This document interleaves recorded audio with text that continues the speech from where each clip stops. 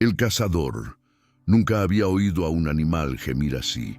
No era un chillido, no era un rugido, era más bien el bufido profundo de algo que había nacido entre raíces, como si el monte expulsara aire por una grieta enorme y viva. Pedro bajó el rifle. Lentamente, en su ojo aún flotaba la silueta del animal, el gran jabalí de pelaje oscuro, la costilla hendida por la bala y ese andar digno, feroz, sin miedo. No cayó, no corrió, caminó, no ha caído, susurró, sin creérselo del todo. Volvió a cargar el arma, no por seguridad, sino por costumbre. Sus manos lo hacían antes que su cabeza. Una rutina más, como las discusiones con Clara. Otro otoño, otro cadáver. ¿Qué ritual más simple tienes?, había dicho ella antes de que él se largara al monte. No hubo despedida, ni un cuídate, solo la mirada de siempre, esa mezcla de decepción e ironía que ella había perfeccionado con los años. Clara nunca entendió lo de cazar, ni quiso. Decía que era una excusa para matar sin ir preso, que él necesitaba la muerte porque no sabía hablar de su padre, ni de su miedo. No lo entenderías, decía él. Tú tampoco, y por eso vas, respondía ella. La cabaña estaba a un par de horas monte arriba. Era vieja, de su padre. Tenía un ventanuco con postigos torcidos, una chimenea tragona y el mismo olor a aceite rancio y cuero mojado desde hacía décadas. Pedro siempre había dicho que allí se respiraba libertad. Clara decía que allí se acumulaban los silencios que él no quería barrer de casa. La primera noche fue tranquila, o eso creyó. El fuego ardía, el rifle descansaba al lado de la litera. Afuera, las ramas se mecían como siempre, pero al amanecer encontró marcas. No eran huellas normales, no en la tierra sino en la madera. Una línea delgada, curva, dibujada en la puerta justo a la altura de su pecho, con barro fresco, como una firma. No dijo nada, se obligó a pensar que era casualidad, que la rama de un árbol, un animal más, pequeño, algo, pero sabía que no. El segundo día rastreó, no el sendero del animal, sino el suyo propio. Quería saber si lo seguían, y sí, lo seguían. Pezuñas grandes, profundas, no solo una, 5, 6, algunas pequeñas, otras más, grandes que las de un jabalí común. No era una manada, era una patrulla. «Me estás rodeando, ¿verdad, cabrón?», lo dijo en voz alta, como si necesitara escuchar su propia locura. El viejo estaba formando algo, no solo buscando venganza, era otra cosa, una estrategia. Aquella tarde, al volver a la cabaña, vio algo nuevo, un círculo de piedras frente a la puerta. Dentro, pelos, negros, gruesos, y en el centro, una bala. Su bala, limpia, la recogió con manos temblorosas. No entendía nada. O sí, demasiado. Clara decía que el problema de Pedro era que necesitaba que todo tuviera una forma que él pudiera apuntar, que lo invisible le aterraba, que su único consuelo era poder decir: «Eso es un ciervo, eso es una amenaza, eso se mata así». Y tal vez tenía razón, porque el viejo jabalí no tenía forma, era algo más que un objetivo, era un juicio. Esa noche los oyó, primero un crujido, luego otro. Uno de los postigos se movió. Salió con el rifle. Había luna llena y niebla baja. Siluetas. Vio 3. No, 4. Uno en el centro, alto, recto. El viejo. Los otros se movían rápido, rodeaban, buscaban la entrada. Pedro disparó al aire. No huyeron. Volvió a entrar. Empujó la mesa contra la puerta. Echó leña al fuego. Pasaron horas. Entonces algo rompió el ventanuco. Un jabalí pequeño, ciego de ira. Entró como un misil. Pedro rodó por el suelo, esquivó los colmillos, disparó de cerca. El cuerpo quedó temblando sobre la alfombra. Otro entró tras él, más grande, más veloz. Pedro no tuvo tiempo de recargar, lo esquivó de lado, lo dejó pasar y le estampó la culata en el cráneo. 1, 2 veces. El animal cayó, pataleó. Luego, nada, 2 menos. Afuera, silencio. No era un triunfo, era una advertencia. A la mañana siguiente, Pedro salió. El aire era espeso. El sol, desleído, subió al claro más alto. Desde allí se veía el valle, y en el centro el viejo solo, de pie, con la pata herida cubierta de barro. No era barro pegado, era barro aplicado, capa a capa, como si alguien lo hubiera tratado, con cuidado, con conocimiento. Pedro sintió una punzada en el estómago. Ese animal se había curado, no por instinto, no por suerte, con intención. ¿Quién lo había hecho? ¿Otro jabalí, él mismo, o era solo barro y delirio? No, no estaba loco, lo sabía. El animal se giró y lo miró. No se movió, solo lo miró. Pedro bajó la mirada, se sintió observado. Desnudo, por primera vez, no como cazador, sino como presa. Tras esa tarde, Pedro caminó sin rumbo fijo, bordeando el límite del bosque. Al llegar a la parte trasera de la cabaña, encontró marcas en la tierra, 2 surcos anchos, paralelos, como si hubieran arrastrado cuerpos pesados. No había sangre, ni restos. Los jabalíes muertos habían desaparecido, se los habían llevado. Y algo había cambiado. Una de sus botas estaba fuera, llena de barro hasta el borde, dentro un pequeño hueso, tal vez de liebre, tal vez no. Esa noche soñó con Clara, estaba en la cocina, como tantas veces, fumando sin mirar, dejando el cigarro consumirse mientras él hablaba. En el sueño, ella le decía, no puedes ganarle, porque él no juega a lo mismo. ¿Y a qué juega?, preguntó Pedro. A recordarte quién eras antes del rifle, respondió ella. La siguiente noche la pasó limpiando el rifle, por costumbre.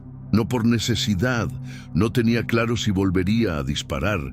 Al amanecer dejó la puerta abierta, salió sin rumbo. No había huellas, ni sonidos, solo niebla.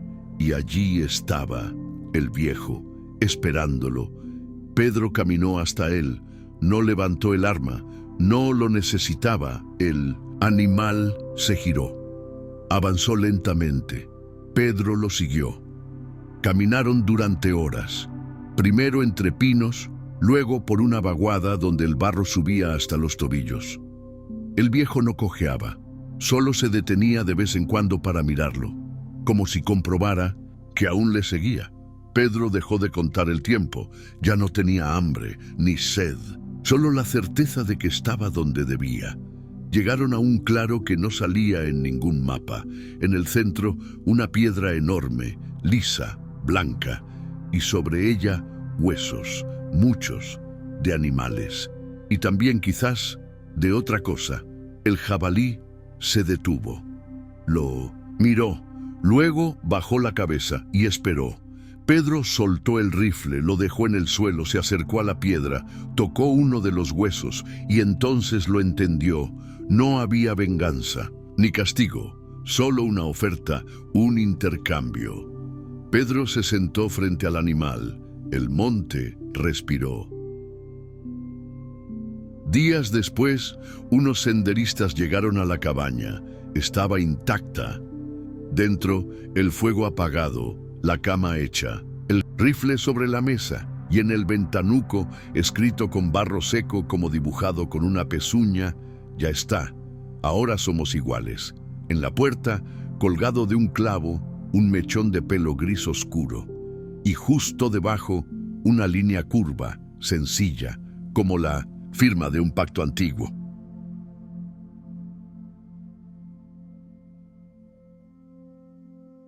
Cazadores. Nadie quiere ese maldito coto. Eso fue lo último que dijo el hombre del bar antes de escupir al suelo y marcharse. No lo dijo con tono de advertencia, ni de amenaza. Fue más bien como quien escupe un recuerdo que aún le amarga La Lengua, 30 hectáreas de Sierra Baja, monte Mediterráneo y silencio, aunque lo del silencio era un decir. Las cigarras llevaban cantando sin parar desde que aparcaron la pick-up cerca de la verja oxidada. A esas horas, el calor era como una bestia quieta sobre sus espaldas, aplastándolo todo, haciendo que cada palabra les costase más que la anterior. El Galápago no era barato, pero sí razonable. Al menos eso se repetían mientras recorrían los primeros tramos entre encinas torcidas, lentiscos y jaras tan espesas que parecía que alguien las hubiera sembrado a propósito para cerrar el paso. Había también alcornoques enfermos, ramas de madroño podridas que crujían bajo las botas, y un arroyo que cruzaba la finca como una cicatriz seca. Pero lo mejor era la fauna. Eso les dijeron. Jabalíes, corzos, perdices, zorros y más conejos de los que podrían contar en un fin de semana. A veces se veían buitres en lo alto, planeando sobre la loma como si supieran más de lo que debían. Incluso un águila imperial, si había suerte. Con una finca así, os hartáis de tiros, les prometieron. Ninguno preguntó por qué llevaba tantos años cerrada, ni por qué el caserón estaba medio cubierto de hiedra y óxido, con las ventanas tapiadas desde dentro, como si sus antiguos inquilinos no quisieran salir o temieran que algo entrase. Las cigarras callaron durante un instante, breve, como un suspiro que no llegó a ser aire. Y luego volvieron a cantar, más fuerte, más cerca. Alfonso, el más joven de los tres, fue el primero en notar que los árboles parecían curvarse hacia dentro del camino, como si se inclinaran, no por el viento que no había, sino por algo más denso que el aire, más viejo que el monte, un olor a humedad, a animal dormido, a piel vieja. Él no dijo nada, solo pensó, esto no está bien, y luego se calló. Porque a veces uno sabe cuándo empezar una historia, pero no cuándo termina, ni cómo. Estaba ahí, escondido tras una cortina, de alambres de espino, entre dos peñascos como garras. Lo habían visto en fotos, pero nada se parecía a lo que encontraron. La casa era de piedra sin encalar, con 2 plantas y tejado a 2 aguas cubierto de musgo. Las ventanas estaban selladas con tablones por dentro y por fuera, clavados con furia. La puerta, sin embargo, tenía un candado nuevo. Cuando lo abrieron, crujió como un animal que despierta. Dentro olía a humedad y a algo más difícil de nombrar, esa mezcla entre madera encerrada, tela mojada y otro aroma, más sutil, más rancio, como si alguien o algo hubiera vivido allí mucho tiempo sin abrir las ventanas. «Mira esto», dijo Esteban el mayor. «Hay huellas», señaló el polvo sobre la alacena. Unos dedos habían pasado por ahí hacía poco. La cocina estaba intacta, pero vacía. Las habitaciones desnudas. En el pasillo del piso de arriba, alguien había tallado en la pared, con punta de navaja, algo que parecía una palabra. No del todo legible, solo un puñado de letras. No, seguido de algo parecido a volváis. Aunque podría ser olváis o lobáis. No dijeron nada. Bajaron, desempacaron y encendieron una radio de pilas, pero la radio solo escupía estática, como si los sonidos del mundo no quisieran entrar allí. Cenaron en la cocina, rodeados de sombras alargadas, con la única luz de un farol de gas y las linternas colgadas de los ganchos del techo. Comieron en silencio, más por la fatiga del viaje que por hambre. El pan se había reblandecido con el calor y las latas sabían todas igual. La conversación, como suele pasar al principio de las cacerías, giró en torno a las rutas del día siguiente, las zonas de paso de los animales y qué puestos tomaría cada uno. Pero nadie comentó el ambiente. Nadie dijo ni una palabra sobre la inscripción arañada en la pared del piso de arriba. Y nadie mencionó el silencio, porque ahí estaba, se había instalado poco a poco. Cuando llegaron por la tarde, el campo hervía de vida. Cigarras rompiéndose la garganta desde lo alto de los alcornoques, verderones saltando entre las ramas, rabilargos peleándose por los restos de algún fruto maduro.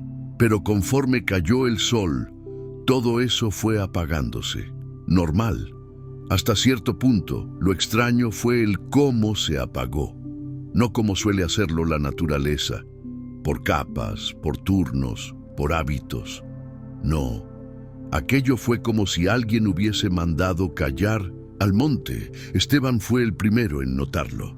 Se levantó tras la cena, fue al porche con la escopeta al hombro, solo para tomar el aire, y allí se quedó quieto. ¿Escucháis eso?, preguntó al volver. Los otros se miraron. No se oye nada, dijo Miguel. Eso mismo, ni un grillo, ni un ulular lejano, ni el roce del viento entre los árboles, solo el rumor sordo del río abajo en la vaguada, un rumor que iba y venía, como si alguien respirara muy hondo dentro del monte. ¿Durmieron mal o no durmieron? Alfonso juraría que oyó un golpe seco en la puerta del corral, no uno fuerte ni insistente, más bien un toque, como si alguien lo hiciera con la uña. Miguel se despertó sobresaltado por lo que creyó un quejido.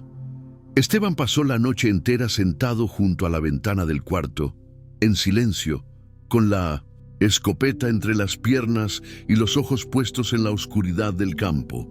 Cuando salió el sol, los tres estaban ya en pie. Se prepararon el café sin hablar, cargaron las mochilas y salieron a montear, como si el día pudiera borrar lo que fuera que les había rozado por dentro esa primera noche. A las 7:30 ya estaban cruzando la verja. El sol apenas acariciaba las copas de los alcornoques y la bruma aún reptaba entre las zarzas del fondo del barranco. El aire olía a humedad antigua, a corcho mojado y a resina quemada. El coto se extendía delante de ellos como un libro cerrado. La estrategia era clara: cubrir la mayor parte posible en una mañana, cada uno en un extremo. En ese tipo de fincas, lo normal era separarse. 150 metros, 200, incluso más, puestos fijos en zonas altas, con buena visibilidad, y luego esperar. Esteban se quedó en la parte alta del cerro, justo donde el monte empezaba a cerrarse. Miguel bajó hacia la linde del pinar viejo. Alfonso, el más joven, tomó una senda hacia el río, que bajaba manso entre adelfas y sauces. Cada uno se perdió de vista al poco de separarse. Durante un rato, todo fue como debía.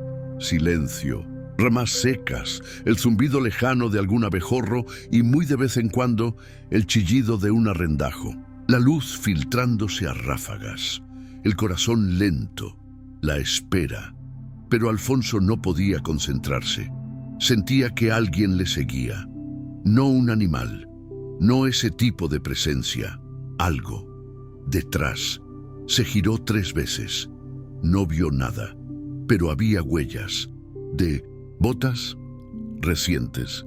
Sobre el barro fresco junto al cauce, Esteban, en lo alto, usaba los prismáticos para explorar la vaguada cuando algo le sobresaltó. Una figura negra, inmóvil, al otro lado del claro. Un hombre. No, un muñeco. Un espantapájaros. Llevaba puesto un sombrero de ala ancha y un abrigo viejo que alguien había atado con bridas al tronco de una encina. No estaba ayer, y lo peor, parecía estar mirando hacia él.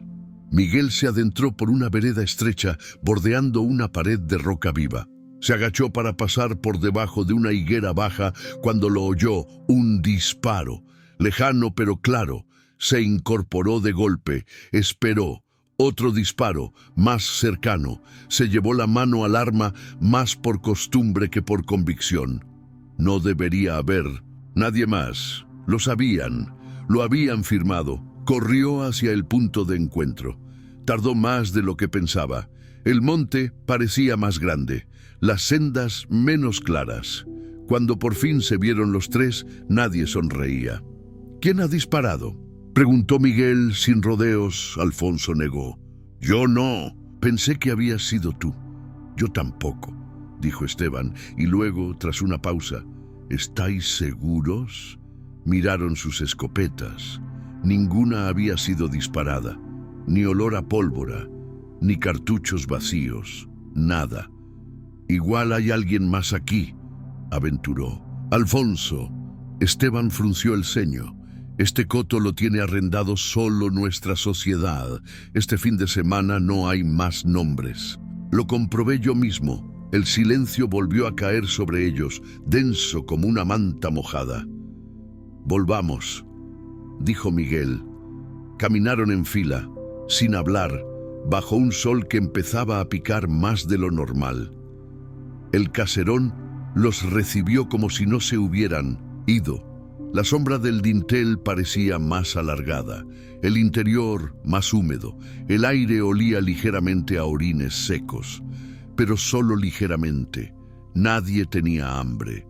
Se limitaron a calentar agua para café. Bebieron en silencio, sentados en la cocina. Alfonso encendió un cigarro, pero lo apagó a medias. Miguel se frotaba las manos sin darse cuenta. Esteban miraba fijamente la lámpara apagada, como si esperara algo de ella. ¿Y si había alguien?, dijo Alfonso de pronto. Un tipo, un loco o un furtivo. Vestido de espantapájaros, replicó Esteban sin girar la cabeza. Nadie contestó. Alfonso se fue a dormir pronto.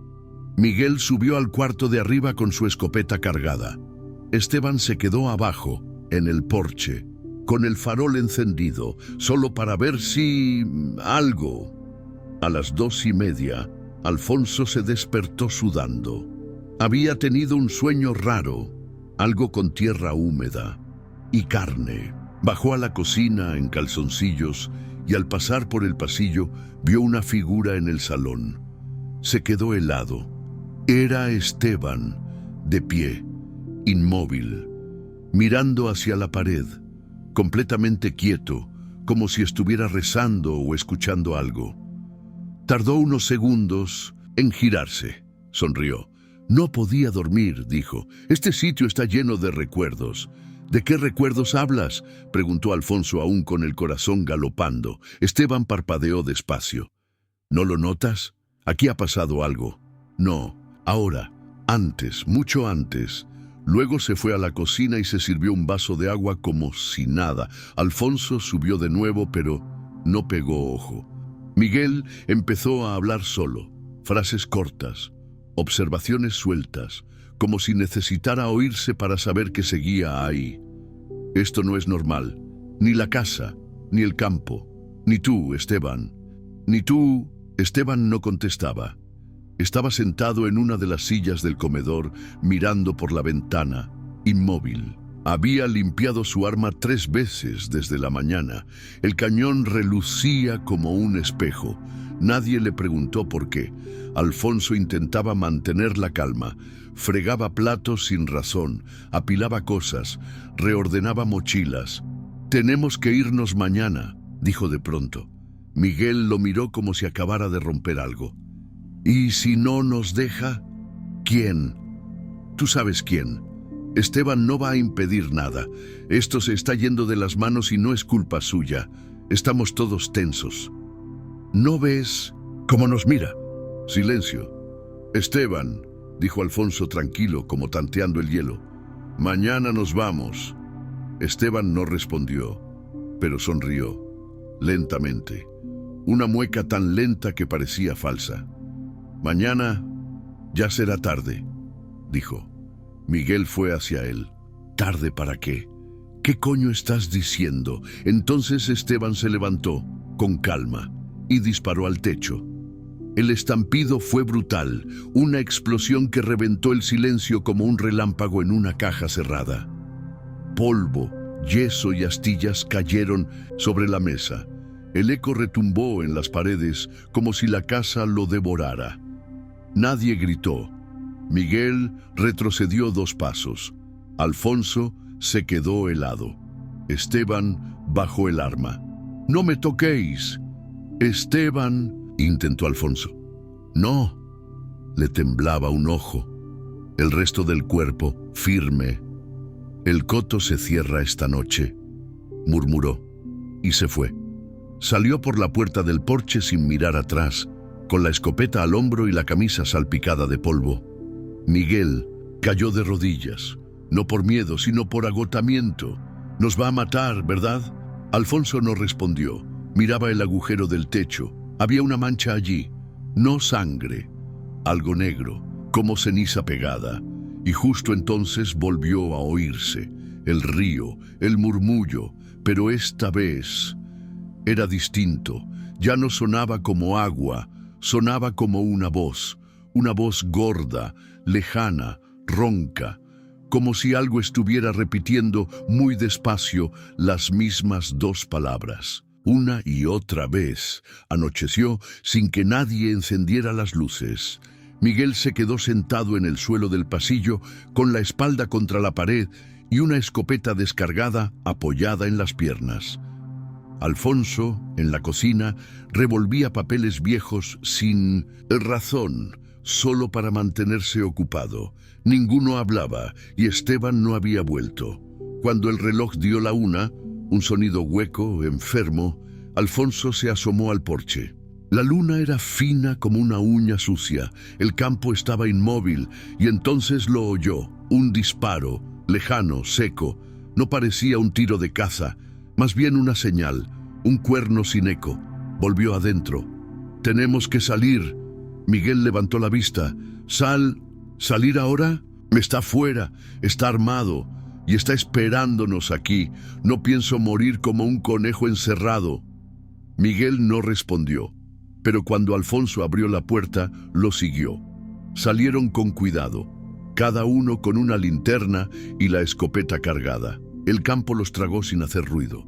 La humedad les calaba hasta los huesos. El cielo sin estrellas. A medio camino del Alcornoque Grande, Alfonso se detuvo en seco. En el suelo, junto a una piedra, había algo. Una gorra. La de Miguel. Pero Miguel ya no estaba con él. Giró sobre sí mismo. «Miguel». Nada. Silencio. No había pasos. No había lucha. Solo ausencia y el murmullo del río. Otra vez. Más nítido. Más articulado. Alfonso echó a correr. No hacia la casa. Hacia arriba. Hacia la parte más seca del coto, buscando altura. Corrió entre arbustos, saltó un tronco, se arañó la cara con una rama y entonces lo vio. Esteban, de pie, a 2 metros, en el claro, con el espantapájaros. La figura estaba clavada al suelo con estacas, pero tenía ojos, humanos, llenos de pánico. «Miguel». «¿Qué coño has hecho?», gritó Alfonso apuntándole con el arma. Esteban no se movió. «Yo no lo he hecho», dijo. «Ha sido el coto», y luego, sin previo aviso, bajó la cabeza, como si escuchara algo. «¿No lo oyes? Tira el arma, Esteban. Te está llamando». Y sonrió. Alfonso disparó. La bala lo alcanzó en el hombro y Esteban cayó de lado chillando como una bestia. Pero en ese grito no había solo voz humana, Meve. El cierre del coto. Esteban cayó como un saco mojado. Gritó. No de dolor, de furia y algo más. Una nota gutural que Alfonso no le había oído jamás a un ser humano. No se acercó, lo rodeó con el arma levantada. Las ramas crujían bajo sus botas. Esteban se revolvía en el suelo, apretando la herida con una mano y con la otra arrastrándose hacia el espantapájaros, hacia Miguel, como si quisiera devolverle algo o robárselo. Alfonso volvió a apuntar. «¡Quieto! Es tarde», jadeó. «Esteban ya está dentro, ya nos ha elegido». «¿Quién? ¿Qué coño estás diciendo?». Esteban alzó la cabeza y entonces Alfonso lo vio. Por fin, en sus ojos, no era solo locura, había algo más. Algo que miraba desde dentro, como si los ojos fuesen solo la mirilla de otra cosa más antigua, más grande, y en ese momento el bosque respiró. De verdad, el aire se tensó. Las ramas se inclinaron, el viento por fin volvió, pero era un viento caliente, bajo, pegajoso, venía del río. Esteban se puso de rodillas y abrió los brazos, como si ofreciera el cuerpo, como si invitara a algo. Alfonso disparó otra vez, esta vez a la cabeza. Esteban cayó de espaldas, no gritó, no se movió, no sangró, solo cayó. El espantapájaros se tambaleó un poco, como si hubiera recibido el eco del impacto. Alfonso se acercó, lo miró. La cara de Miguel estaba irreconocible, no por la violencia, sino por el miedo. Tardó más de una hora en llegar a la casa. El caserón estaba en silencio, ni rastro del disparo, ni marcas en el techo. Todo estaba como el primer día. Recogió sus cosas, lo justo, no limpió nada. No cerró la puerta, cruzó la verja al atardecer, y entonces lo oyó. No el río, no las ramas, no las cigarras, que ya empezaban su canto. Otra cosa, una risa, lejana, no humana, pero no ajena, como si alguien o algo estuviera satisfecho, como si el coto hubiera cerrado bien.